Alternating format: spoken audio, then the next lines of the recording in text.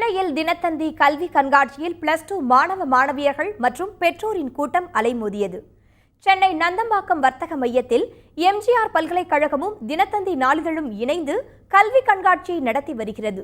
கண்காட்சியில் பிரபல பல்கலைக்கழகங்கள், கல்லூரி மற்றும் கல்வி நிறுவனங்கள் சார்பில் 75 அரங்குகள் அமைக்கப்பட்டுள்ளன. இரண்டாவது நாளான இன்று விடுமுறை நாள் என்பதால் +2 மாணவ மாணவியர்கள் மற்றும் பெற்றோர்களின் கூட்டம் அலைமோதுகிறது.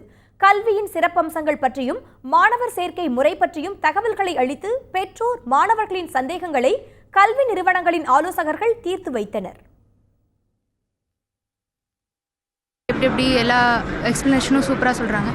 ஆனால் நம்ம எவ்வளோ மார்க் எடுப்போம் அதை பொறுத்து இருக்குது, என்ட்ரன்ஸ் எக்ஸாம் எழுதுறதை பொறுத்து இருக்குது.